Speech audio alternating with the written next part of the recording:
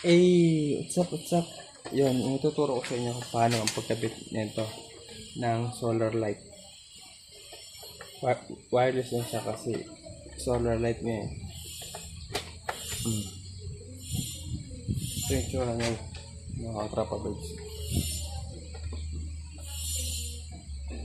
Okay? Ito yung kanyang yung solar. Yung kanyang yung tatama ng araw. Ngayon, tuturo ko kayo. Ang unang gagawin, tatanggalin nyo muna to. Ito sa may gilid kasi naka lang to, naka yung clip. Para pag nag-screw kayo dito banda, hindi siya yung hassle. Okay?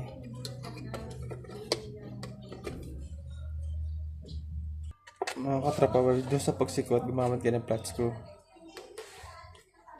Para mas mabilis siya nasisikutin. Okay?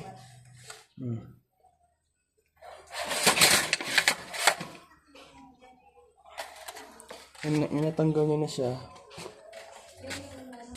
Ngayon mga katrapa buds, ang gagawin natin is nakabitan natin ng ilaw dito sa may ibabaw ng poste. Kita nyo ba? Poste. Ngayon, magkakabit ko. Yan. Yan, dito yan siya eh. Nakitad ba? Yung sila ng poste. Yung poste ng bahay. Yung poste ng bakod. Tapos yun siya. Ganyan siya. Ngayon, bago siya na ikabit is sukatin nyo muna kung pantay ba yung kanyang side by side.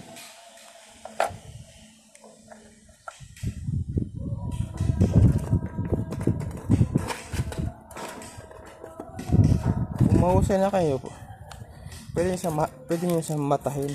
Kung gusto nyo sigurado, limitan nyo na metro.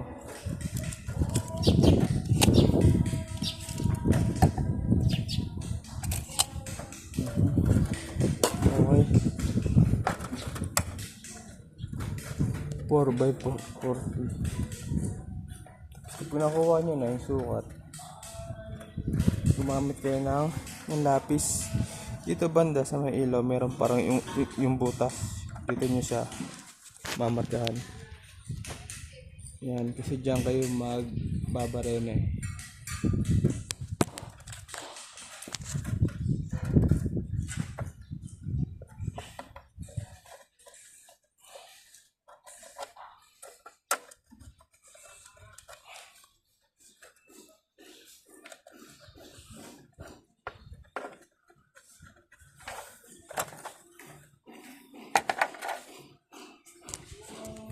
Pag namarkahan nyo na, lagyan nyo na mas malaki para makita nyo.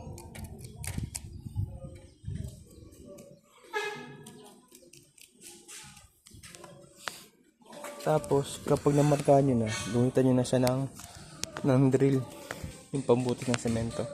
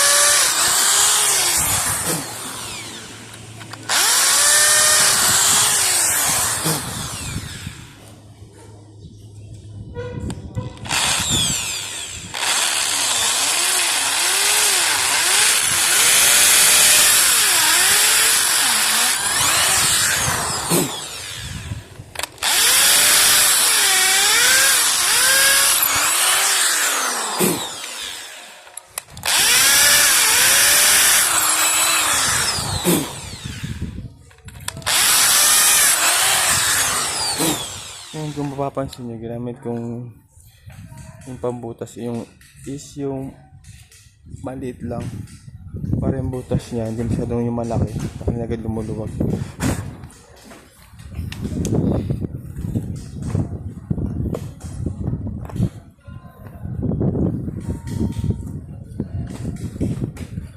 Ngayon guys, ngayon mga katropa boys, pag hindi nagkasya yung tox yan nga sa maliit yung butas, ang gagawin nyo is kakalahati nyo nito yung tox, hatiin nyo sa kalahati.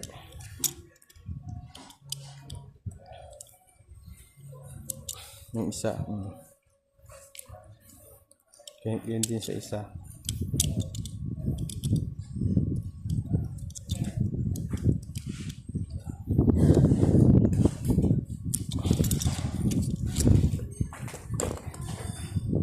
Tapos pag natin nyo na, pipit-pitin nyo yung tox para magkasya siya.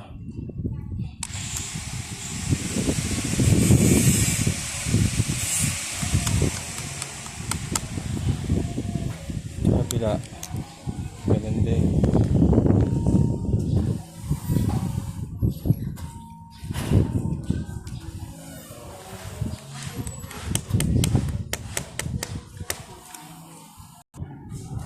Pag okay na lahat may tox, pwede mo salpak yung ilaw. Tapos lagyan nyo sa control pipes na ganito ng washer para hindi lumusot yung screw sa butas ng ilaw.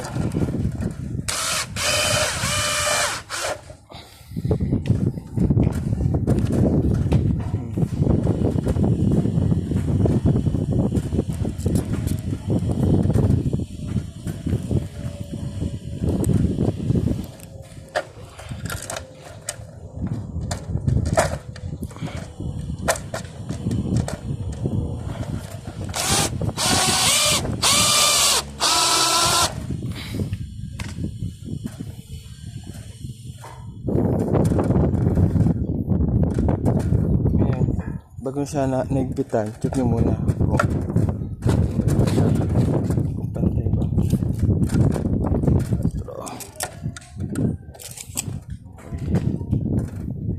Harap. Pantay. Okay, pantay. Ngayon, pag pantay na siya, saka siya naigpitan.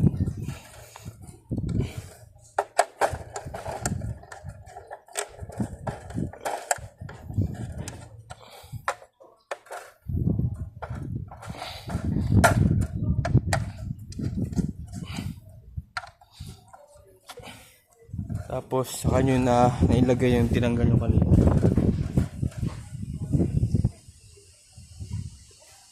Ito yung ulo,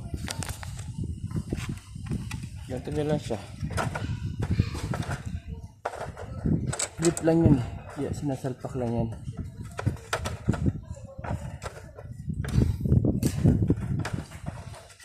Ayan.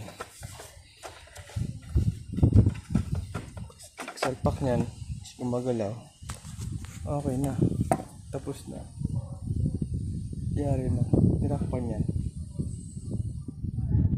Kaming gabi, yan, saka siya mag-ilaw.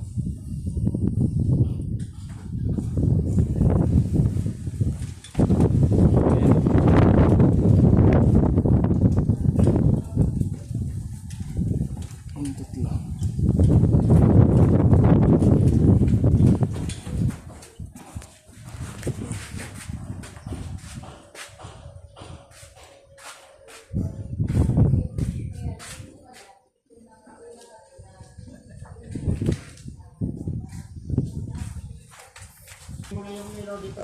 Sir, yung mga ilaw na yung katropa vibes. Yan yung mga gagawin mo kasi yung yung mga katropa vibes, yung ilaw na yan is yung solar light na yan, meron siyang remote control. Nakikita nyo. Diba? Meron siyang on, off, auto, 3 hours, 5 hours, 6 hours, full light, half light. Ngayon, para yung remote na to, para gumagana siya, ang kailangan nyo lang gawin is lagyan siya ng battery dito. double A or triple A. Pagkalagay nyo yan, kusya na siya mag-on. Automatic na yan na nakakonect dun sa solar light. Okay? Wala siyang battery kaya hindi pa natin matesting kung umiilaw. Pero umiilaw yan.